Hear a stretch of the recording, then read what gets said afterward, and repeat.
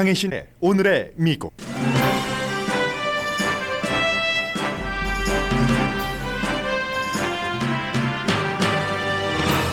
3차 백신 접종 여부에 관한 관심이 높아지는 지금 샌프란시스코 병원에서는 존슨앤존슨 접종을 받은 사람에게 추가 접종을 시작했습니다. 추가 접종이 필요한지의 이슈는 전문가들 사이에서도 논란입니다. 어린이와 10대 감염이 한 주일 사이에 84%가 늘어난 지금 미국인들은 최악의 상황이 아니라고 생각합니다. 오바마 전 대통령은 생일 파티 규모를 대폭 축소했습니다. 바이든 행정부가 하루 만에 세입자 퇴거 유예를 2달 연장했습니다. 퇴거 위기의 세입자 90%에 해당되는 이 결정은 코리 부시를 포함한 소수인종 연방 하원 의원들의 노력이 컸습니다. 뉴욕주 검찰이 성추행을 저질렀다는 결론을 내린 앤드류 쿠오모 뉴욕 주지사에게 바이든 대통령도 사임해야 한다고 했습니다. 사임을 넘어 탄핵당할 가능성도 있습니다. 오하이오주 2개 지역 예비선거에서 트럼프 전 대통령이 지지하는 후보와 온건한 민주당 후보가 이겼습니다.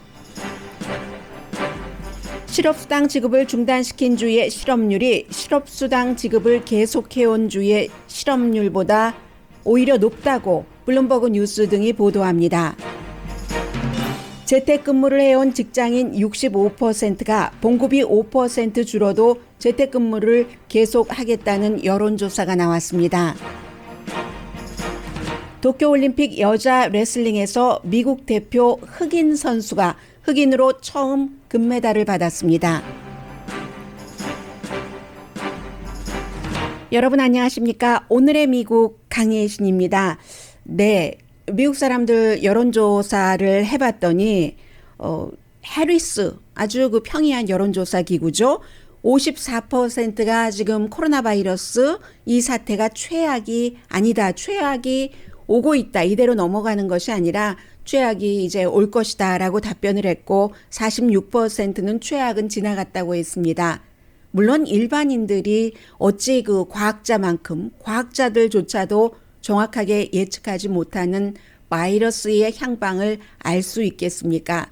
다만 이 여론조사는 굉장히 미국의 그 전반적인 국민 정서에 영향을 미친다는 점에서 중요하고요. 알칸소 주지사 공화당입니다. 그 에이사 허친슨 주지사가 내가 지난 4월 달에 내렸던 결정이 잘못된다, 후회된다 이렇게 시인을 했습니다. 4월 달에 알칸소주에서 지금 뭐 플로리다주나 텍사스주의 주지사가 밀어붙이고 있는 것처럼 로컬에서 마스크 쓰기를 의무화할 수 없도록 하는 주정부의 행정명령에 서명을 했습니다. 그때 그러지 않았더라면 하고 후회를 하고 있다는 조금 이제 분위기가 바뀌어지는 거죠. 그러면서 델타 바이러스가 너무나 강력하기 때문에 이런 상태에서는 미국에서 집단 면역이다 하면은 뭐 지금까지 얘기해왔던 60%에서 70% 정도가 백신 접종을 받아야지 되는 게 아니라 80%에서 90%다. 그래서 결국은 뭐 일주일 사이에 어린이와 10대의 지금 코로나 바이러스 발병률이 84%나 늘어났고 병원에 가면은 특히 플로리다주의 경우에는 젊은 사람들이 입원을 무척 많이 합니다. 그래서 이제 3차 접종 내지는 존슨앤존슨의 경우는 2차 접종을 받을 수 있다면 받을 것인가 여기에 대해서 이제 그 개인들이 생각을 해둬야 되고요. 이 같은 생각을 하는데 여러 도움되는 정보가 지난 주말보다도 오늘이 되면은 거의 그림이 나옵니다. 지금 연방 정부 차원에서는 뭐 백신 접종을 뭐 전국적으로 의무화한다던가 아니면 뭐 3차 내지는 2차 부스터 샷이라고 얘기를 하고 있죠. 그런 것을 해야지 된다, 하지 않아야지 된다 하는 결정을 하질 않았습니다. 질병통제국은 얼마 전에 아직까지는 미국에서 뭐 주로 이제 파이저나 모더나 백신을 받으신 분들이 많으시기 때문에 그분들이 3차 접종을 받을 필요는 없다. yet. 아직까지는 이라고 얘기를 했고 그러나 백악관에서는 요즘 델타 변이 바이러스가 굉장히 확산되면서 이것도 완전히 그 테이블에서 내린 것이 아니라 언더 테이블 위에 올려두고 있거든요. 그 사이에 이제 이스라엘을 뒤쫓아서 독일도 시니어들, 위험한 사람들, 면역성이 백신 접종을 받았어도 약한 사람들은 3차 접종을 받도록 했고, 프랑스, 러시아, 헝가리 마찬가지입니다. 영국의 경우에는 지금 전체적으로 그 오픈을 했지만, 그럼에도 불구하고 영국이 오픈한 데에는 또 하나는 미국보다도 백신 접종률이 높다는 게 있고요. 이스라엘 다음으로 높으니까요.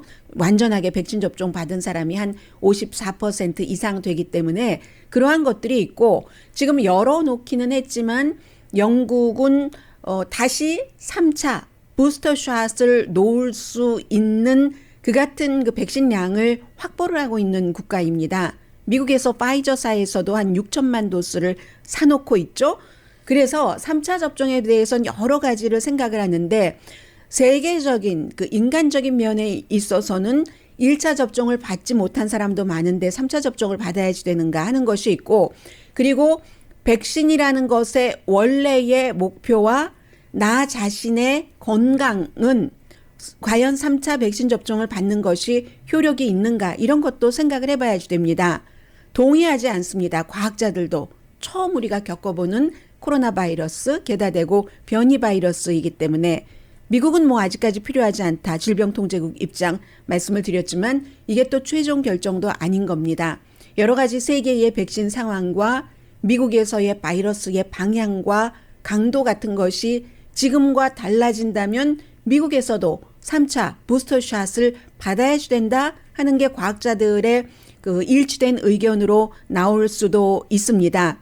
뭐 65세 이상에 대해서는 백악관에서 지금 생각하기 시작하는 그 나이대는 65세 이상이 되고 있고, 또 미국도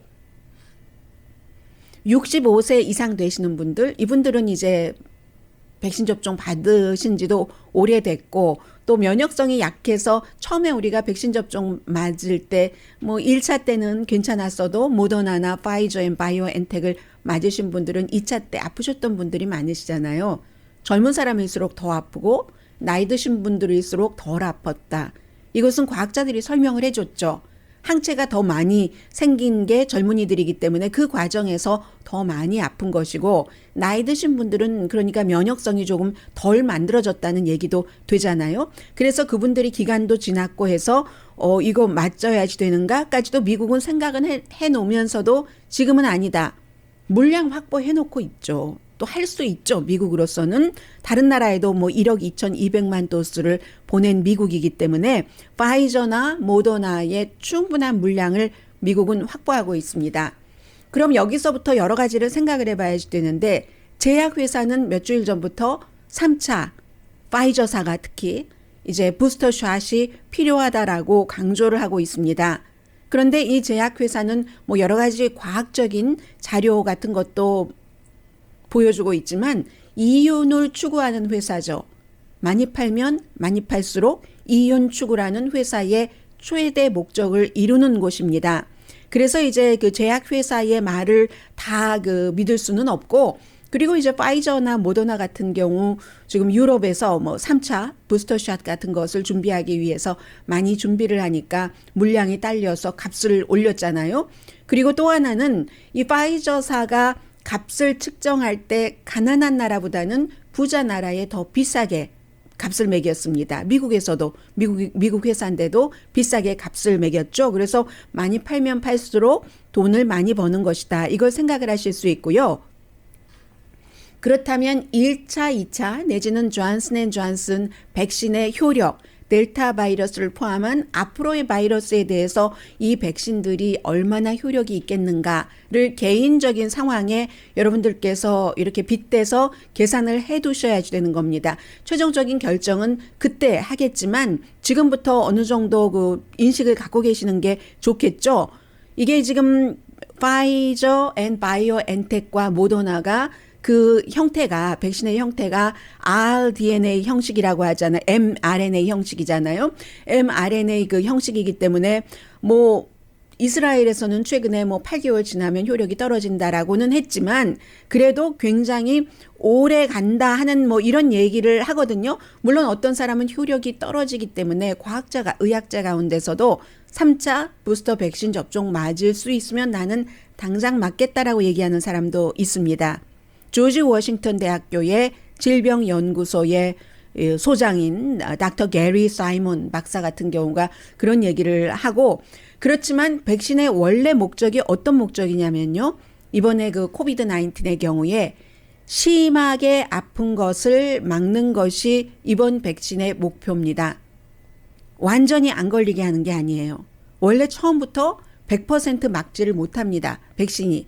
그런데 심하게 아프지 않고 말하자면 병원에 입원할 정도나 사망에 이르는 것, 이걸 막는 것이 백신 목표라면 지금 그 백신은 효력이 조금 떨어졌다고나 하나 굉장히 잘 방어를 하고 있죠.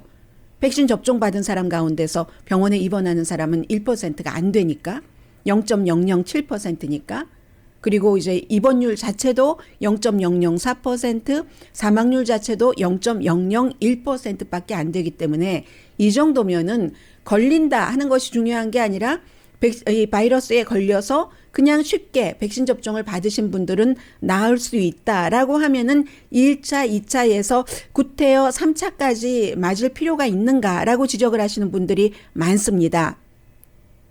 이게 이제 과학자들도 그렇고 또 이제 여러 과학자들, 이런 말을 하는 과학자들, 이런 생각을 갖고 있는 과학자, 의학자들을 많이 인터뷰하는 사람들이 기자들이잖아요.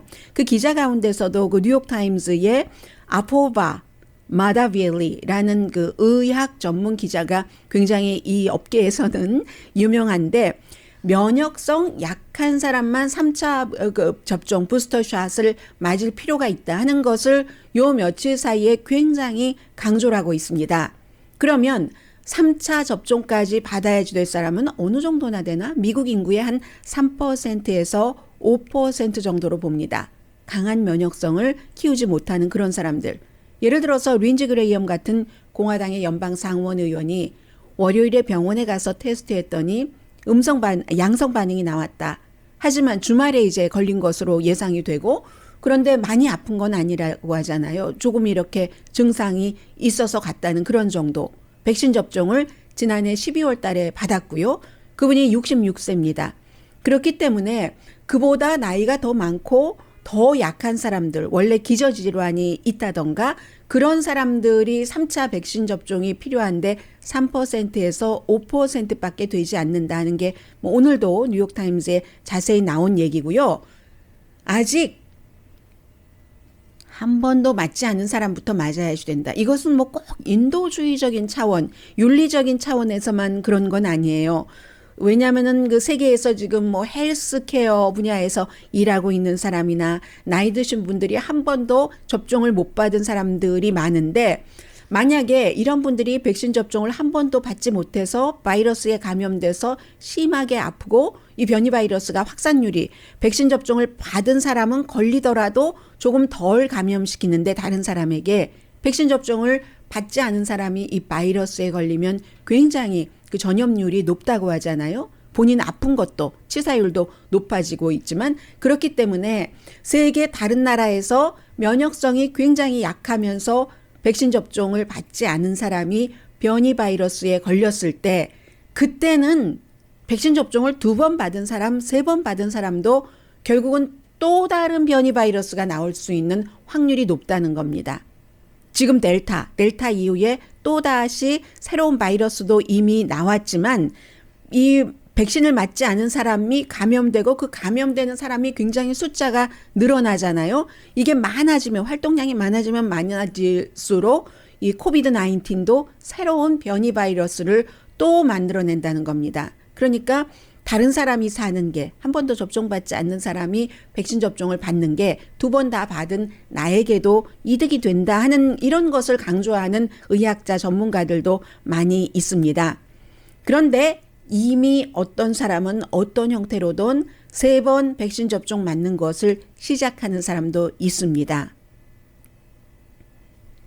샌프란시스코 보건국이 그것을 권장하고 있어요. 존슨 앤 존슨. 세 번은 아니네요. 이 케이스에는 부스터샷이라고 우리는 부를 수 있지만 이 샌프란시스코 보건국에서는 부스터샷이라고 부르지 않고요. 보조라고 우리 뭐 연방정부에서 주는 어떤 것 그리고 영양 보조제 supplement라고 얘기를 하잖아요. 바로 boosтерs라고 부르지 않고 supplemental dose 보조적인 그 주사한다. 이렇게 하면서 하는데 필요한 사람에게 그리고 이 파이저 바이오엔텍과 모더나 대 존슨 앤 존슨은 시스템이 다르잖아요. 존슨 앤 존슨은 이 mRNA 형태가 아니기 때문에 존슨 앤 존슨 한 번 접종받은 사람에게 필요한 경우에 의사의 처방을 주치의의 처방을 받아서 세컨샷 이건 이제 세 번째가 아니라 세컨이 됐죠. 존슨 앤 존슨은 한 번만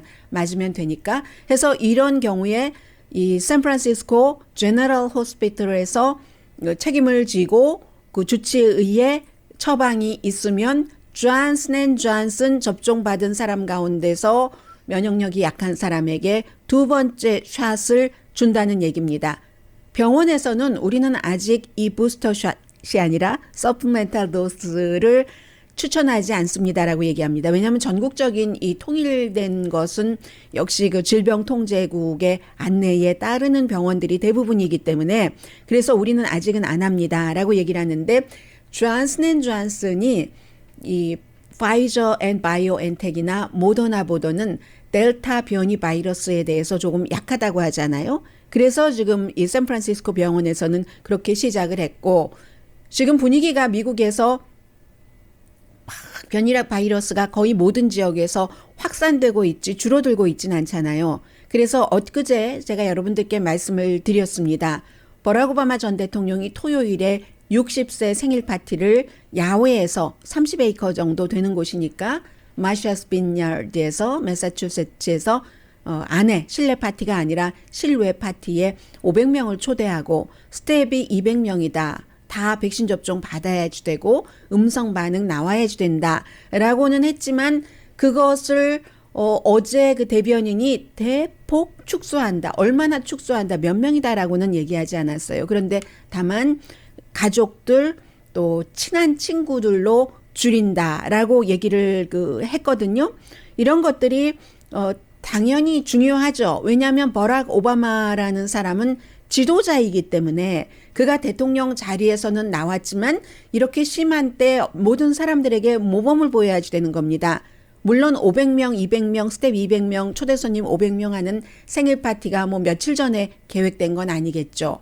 마셔스 빈야드 그 주변에 미국의 여러 가지 상황이 코로나 바이러스가 그 정도 해도 되겠다 싶을 때 다 계획이 됐을 겁니다. 초대장 보내고 뭐 온다 안 온다 확인받고 해야지 되니까요. 그럼에도 불구하고 그 모든 것을 다 없던 일로 하고 작은 규모로 생일 파티를 하겠다. 지금 미국 이 정도이고요. 그리고 연방정부에서 뭐 강제적으로 모든 국민이 다 마스크를 쓰십시오. 모든 국민이 다 백신 접종을 받으십시오. 이렇게 할 수는 없지만 주정부에 그런 것을 이제 해달라 하도록 권고를 하고 그리고 이제 텍사스나 이 플로리다의 주지사 같은 경우는 좀 여기서 뭐 바이든 대통령이 그런 형태로 얘기를 했어요. 지금 계속 뭐 마스크 쓰면 안 된다고 하고 백신 접종 강제 안 된다고 하는데 그냥 빠져주십시오. 이게 바이든 현 대통령의 얘기입니다.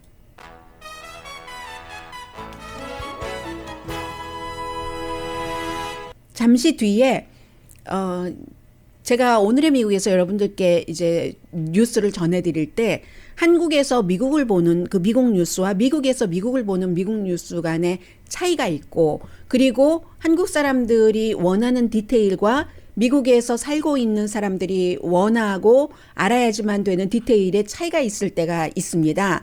바로 이 세입자 퇴거 유예 명령을 연장한 이 내용이 그렇거든요. 뭐 위험한 지역에서만 그렇다고 하는데 그럼 그 위험한 지역이 어느 곳이냐 뭐 이런 것들을 포함해서 또 앤드류 코모 뉴욕 주지사의 주 검찰에서 그 성희롱을 여러 여성들에게 했다 하는 이 같은 그 수사 발표는 여러 가지 중요한 것을 담고 있고 제가 생각을 했었던 것보다도 많은 분들이 더 큰 관심을 갖고 계셨거든요. 그 내용도 조금 종합적으로 앞으로 어떻게 될 것인가까지 좀 쉽게 정리가 될 것 같습니다. 잠시 뒤에 뵙겠습니다. 라디오 서울 방송 오늘의 미국 듣고 계십니다. 네, 이제 연방정부가 이제 주정부나 카운티, 로컬 정부는 나름대로의 프로그램이 있지만 지난 7월 말에 끝난 주말에 끝난 렌트비를 못 내도 쫓을 수 없는 퇴거 명령 유예하는 것을 2달 연장을 해서 10월 3일까지로 했습니다.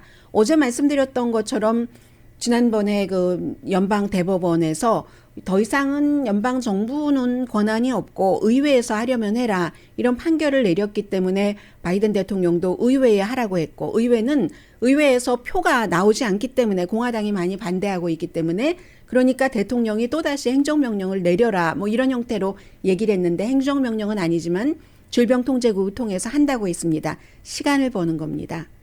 소송이 들어가거든요. 연방 대법원에서 이렇게 판결했는데 너희 왜 그래 하면서 소송을 하지만 소송해서 그것이 다 끝날 때까지는 2개월에 끝날 수도 없고 시간을 벌고 그 사이에 이제 뭐 여러 가지 주정부나 로컬 정부에서도 뭔가를 또 마련할 수도 있고 결국은 백악관이 의회에서 알아서 해라 했었던 것에서 뒤에서 물러난 거죠.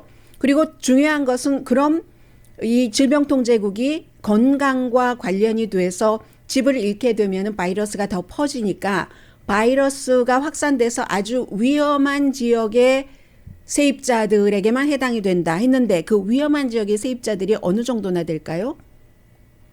90% 이상입니다. 미국의 거의 모든 지역에서 지금 코로나 바이러스가 확산되고 있기 때문에 그러니까 전과 해당이 되는 사람들은 거의 똑같다라고 생각하시면 되고요. 60일을 연장한 거죠. 바이든 대통령이 실제로 얘기를 했어요. 법적 도전이 있더라도 시간 벌기 하고 그 사이에 또 백신 접종률도 늘어날 수도 있고 그런 것이고요. 그래서 하루 만에 대통령이 본인의 결정을 번복한 거잖아요. 번복하고 이렇게 하겠다. 민주당에서 그 진보 성향의 젊은 특히 그 하원 의원들이 연방 하원 의원들이 아니 돈 없어서 일도 못해서 뭐 이런 사람을 쫓겨나게까지 한단 말이야. 이게 국가야. 막 이런 시위를 많이 했었어요. 특히 주말에. 거기에 결국은 그 백악관에서는 굴복을 한 것이고요. 여기서 일반인들이 알아야 될 것은 내가 뭐 코로나 바이러스 때문에 직장을 잃어서 렌트비를 못 내서 쫓겨날 판이었다. 이런 형편이 아니신 분들도 이 과정은 조금 지켜볼 필요가 있는데 젊은 그 공화당 연방 하원 의원 3사람 특히 코리 부시라는 미주리주 일지구죠. 미주리주의 그 의원 그리고 알렉산드리아 오카시오 코르테스 뉴욕의 연방 하원 의원 또 다른 사람은 지미 고메즈 한국 분들 많이 알고 계시죠. 저는 제가 사는 곳에서 가까운 동네가 이 사람이 그 지역구예요. 하는데 로버트 한 그 한인 후보에게 이겼던 지미 고메스 이제 2선이잖아요. 그러면 생각을 해보세요. 코리 부시가 제일 영향력이 컸거든요. 아프리칸 아메리칸 여성입니다. 그리고 알렉산드리아 오카시오 코르테스는 부모님이 다 푸에르토리칸이에요. 이민자의 딸이고 그리고 지미 고메스도 아버지 어머니가 멕시코에서 이민 온 사람이거든요. 아프리칸 아메리칸, 푸에르토리칸, 멕시칸 이런 그 자신의 인종, 커뮤니티를 바탕으로 그쪽 사람들을 많이 대변하는 지역에서 정치인이 된 겁니다. 이 사람들이 있는 지역에 렌트비를 못 내서 쫓겨날 만한 그런 유권자들이 굉장히 많은 거예요. 그러니까 지역과 인종 이런 모든 것들에서 의원들이 이 의원들은 자신이 대표하는 그 지역구의 상태를 잘 대표를 한 거죠. 이 안에 반대하는 사람도 많아요. 그런데 저는 지금 거기에 초점을 맞춰서 말씀을 드리는 거고요. 특히 이제 코리 부시 같은 경우는 질병통제국에서 2개월 더 연장한다 하니까 막 울었어요. 우는데 뭐 계속 시위도 많이 하고 했거든요. 정치인인데 우는데 뭐라고 하냐면 이건 기쁨의 눈물이에요 하면서 본인이 45살인데요. 초선이에요. 뭐 세인트루이스 등이 포함되겠죠. 일지구니까 미주리주에 초선인데 원래 간호사였고 그리고 이제 퍼거슨 사태, 아프리칸 아메리칸에 관한 그 사태가 있은 뒤부터 내가 정치를 해야 되겠다. 뭐 이렇게 생각을 해서 올해 1월 달에 선서한 의원인데 뭐라고 얘기하냐면 기쁨의 눈물이에요 라고 얘기하면서 본인이 간호사이기도 했지만 아프리칸 아메리칸이고요. 자동차에서 생활을 한 적이 있답니다. 어린 아이를 데리고. 그랬기 때문에 내가 집 없는 서름과 집 없는 그 위험함과 불편함과 그 사람들의 고통을 내가 너무 잘 느끼고 있다. 이런 말을 많이 했거든요. 시위하면서. 그래서 이번에 이 안이 통과된 것도 결국은 이 코리 부시라는 초선 아프리칸 아메리칸 여성 연방 하원 의원의 힘이 아주 컸다. 이렇게 생각하는 사람들이 굉장히 많습니다. 그리고 이제 바이든 행정부에선 470억 달러 정도가 있거든요. 이 팬데믹 예산에서 아직 쓰지 않은 이 돈으로 꼭 그 렌트 들어서 사시는 분들 세입자뿐만이 아니라 그분들에게 세를 주는 랜로드에게도 지원할 수 있는 지금 이 정도의 돈은 확보가 됐고요. 그래서 이제 어떤 부분은 그 민주당에서 굉장히 그 진보가 너무 진보야, 극단적이야 라고 얘기를 하지만 이런 경우에 꼭 이런 도움이 필요하셨던 분들은 이 같은 의원들이 일을 하는 거다라고 생각을 하시면 되겠고요. 그런데 그에 비해서 오하이오주를 보면은 오하이오주에서 어제 11지구와 15지구에서 예비선거가 있었는데 다른 지역이에요. 그런데 한 군데에서는 이 오하이오주 15지구에서는 어떤 사람이 당선됐느냐 하면은 오하이오주의 11지구에서는 여성인데 역시 아프리칸 아메리칸이거든요.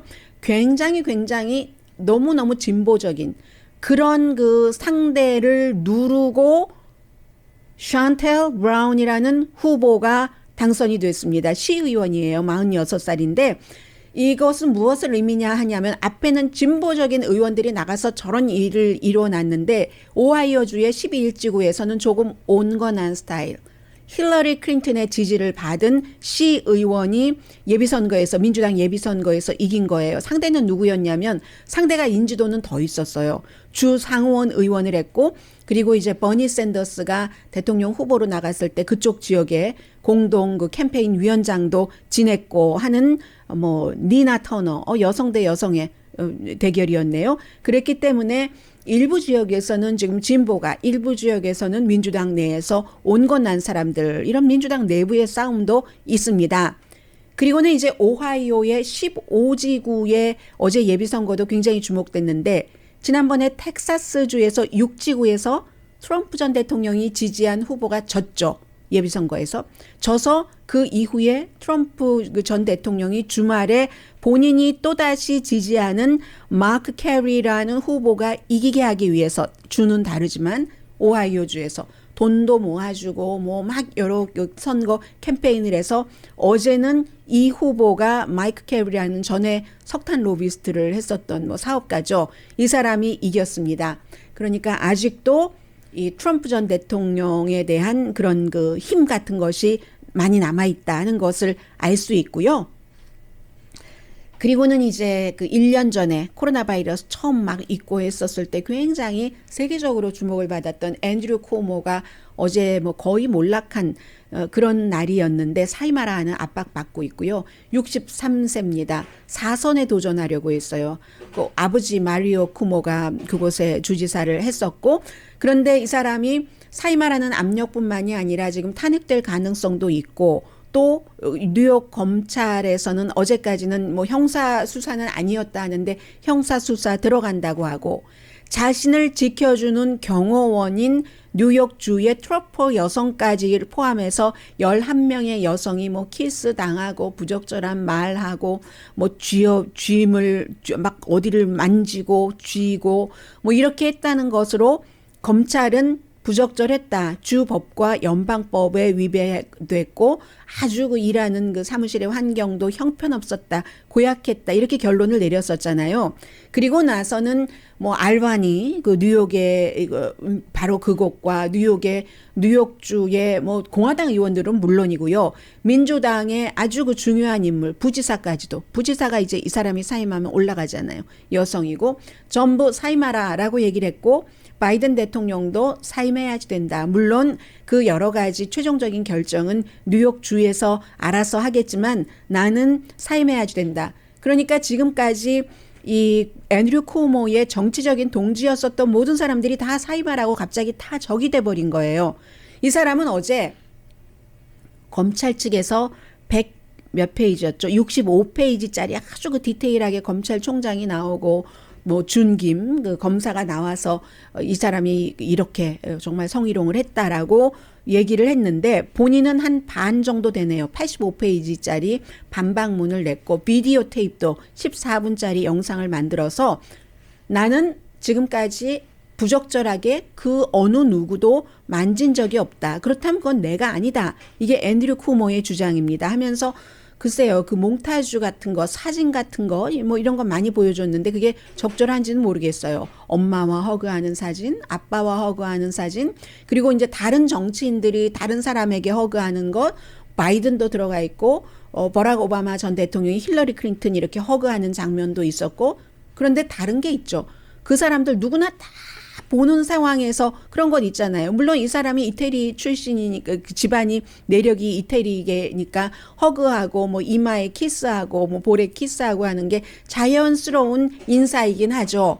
그러나 본인 주변에 있는 스텝, 여성인 스텝들이 불편하다고 느끼지 않을 때, 그럴 때 이제 해당되는 건데 이런 사진을 이 비교를 해서 글쎄요, 그게 뭐 효과가 어땠는지는 모르겠습니다. 그러나 중요한 것은 지금 그 앤드류 쿠오모에게는 선택의 여지가 별로 없어 보입니다. 왜냐하면 뭐 여러 주정부의 정치인이나 뭐 바이든 대통령뿐만이 아니라 여성 그룹들이 확 그 들고 일어났거든요. 사임하라고 촉구를 했고 어쨌든 뭐 그 자리에 있기 적절하지 않다라고 얘기하는 사람이 더 많은 것 같고 만약에 지금 하원 의장이 뉴욕은 다 민주당이잖아요. 탄핵 절차를 한다는 뜻을 밝혔는데 이 절차가 시작이 되면은 빨리 진행이 될 것 같습니다. 뉴욕주에서 탄핵까지 나온 것은 뭐 100년 전에 100년도 더 된 그 과거에 있고 한 번도 없었다고 하는데 뿐만이 아니라 하나가 오니까 이 앤드류 쿠오모에게는 불행이 같이 오네요. 왜 코로나 바이러스 그 당시에 너싱홈의 그 사망자를 줄여서 발표를 했다던가 한 50% 정도나요? 그것도 지금 뉴욕주 검찰이 수사를 하고 있고 그리고 주 정부 자신의 그 스텝을 그 부하를 뭐 베스트셀러 책을 쓰는데 동원을 했다던가 이런 것도 지금 수사받고 있거든요. 뉴욕은 정치계에서 굉장히 터프한 주잖아요. 뭐 거기에 뭐 이태리계 마피아계 이런 사람들이 많이 정치와 뭐 경찰국과 연관이 되고 해서 터프한 건 누구나 다 아는데 지난번에 그 엘리어트 그 스피처라는 그 뉴욕 주지사가 사임한 것 기억하세요? 그 사람이 사임한 게 벌써 10년도 넘은 것 같은데요. 사임을 10년까지는 안 됐네요. 쿠모가 2011년부터 주지사를 했으니까 그 사람이 사임할 때도 뭐 매춘을 공공연하게 했잖아요. 무슨 마담 누구 등을 통해서 개인적으로 이렇게 해서 그런 것을 해서 사임을 했고 그리고 이제 부지사가 올라갔는데 그 사람도 뭔가 뭐 불미스러운 일이 있었고 뒤에 앤드류 쿠오모가 뉴욕에 이런 것을 그 이코노미스트의 표현에 따르면 원래 어글리한 정치가 뉴욕의 정치인데 어글리한 뉴욕 정치를 더 볼품없게 어글리하게 흉측스럽게 만들었다라고 표현을 하고 있습니다.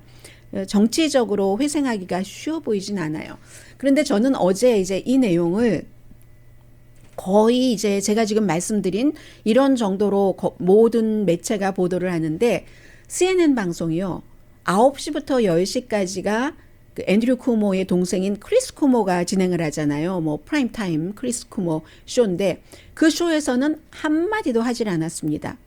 근데 그게 꼭 크리스 쿠오모를 비난할 일이 아닌 거예요. 2013년부터 크리스 쿠오모가 거기서 일을 하고 있었는데 형이 2011년부터 뉴욕의 주지사로 있으니까 형에 관한 것은 보도하지 않도록 왜냐하면 아무래도 형에 좋게 보도하지 않을까 해서 이제 그런 약속을 하고 방송을 하다가 코로나 바이러스 사태 때는 예외적으로 이제 형을 인터뷰도 하기도 하고 그런 적이 있었죠. 그리고 어제 이 사건에 대해서도 룰에 CNN 방송과의 계약에 따라서 크리스 쿠모가 그 형에 대해서 얘기하지 않았거든요. 그 앤더슨 쿠퍼가 그 전 시간에 나오는데 한 거의 30분을 이 이슈 하나 가지고 있고, 그리고 크리스 쿠모 이후에도 마찬가지로 바로 뉴스 돌아가서 앤드류 쿠모를 했는데, 이걸 보면서 그 CNN 방송들의 직원들은 어떻게 생각을 했을까? 차라리 어제 그럼 하루만이라도 그 뒤에는 뒤에라 할지라도 너무나 미국에서는 뉴욕이라는 큰 주의 주지사이고 정치적으로 민주당에서 굉장한 힘을 갖고 있는 사람이기 때문에 어제 하루만이라도 진행자를 좀 바꿨으면 어떨까? 그런 생각은 제가 개인적으로 좀 해봤고요. 잠시 뒤에 경제 뉴스 전해드립니다.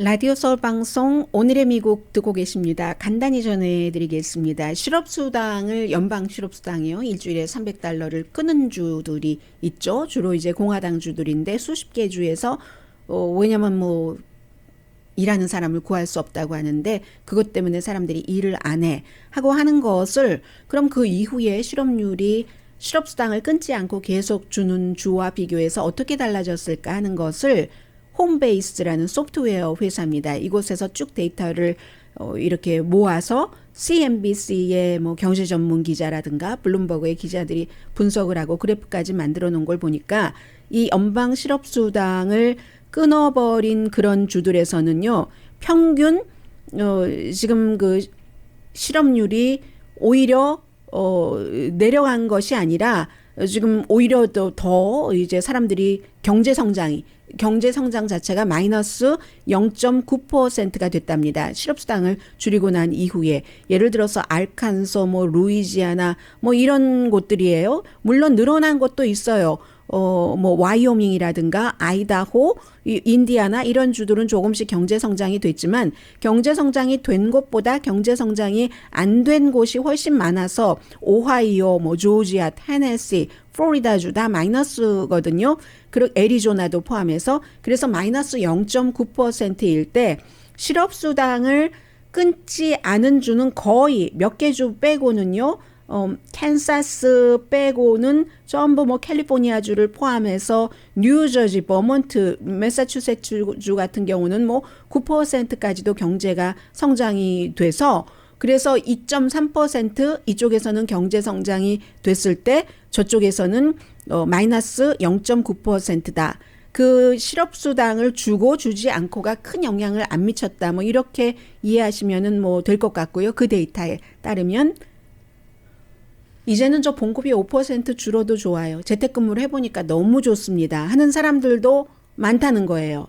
역시 이 여론조사도 블룸버그 뉴스가 보도를 자세히 했는데 브리즈라는 보험회사에서 쭉 그 조사를 한 거예요.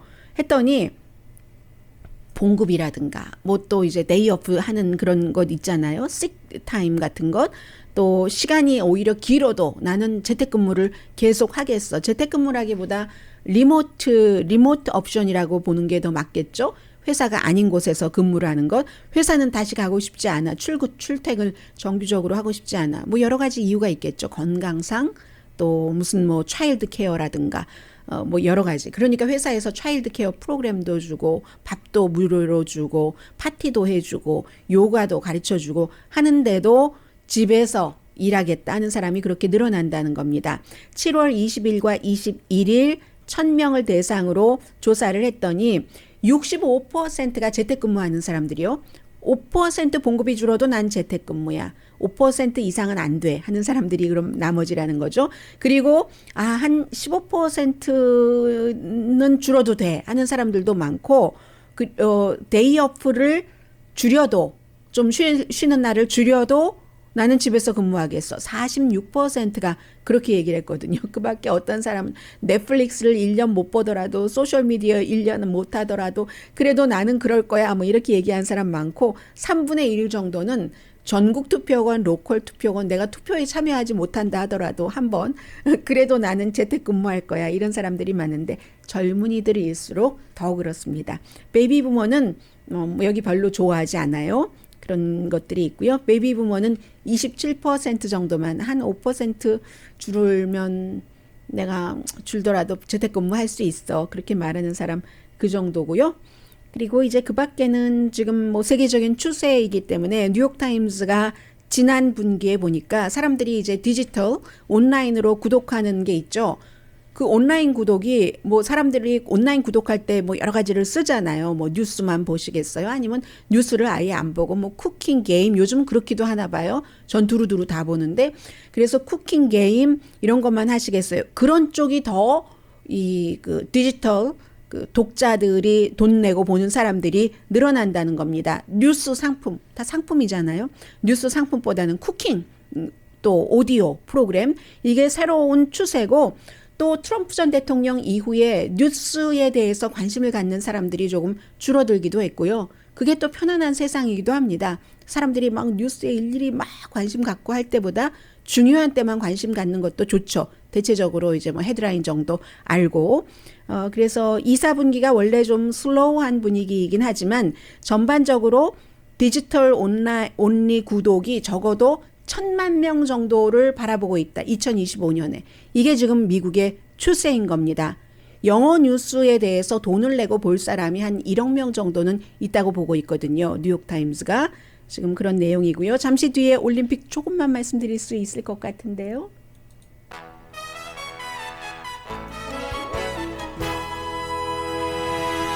라디오 서울 방송 오늘의 미국 듣고 계십니다. 네, 2004년도에 올림픽에 썸머 올림픽에 여자 레슬링이 추가됐답니다. 그런데 지금까지 한 번도 그 아프리칸 아메리칸 여성들이 이 레슬링에서 금메달을 못 받았다고 하거든요. 이번에 텍사스에서 태어난 선수가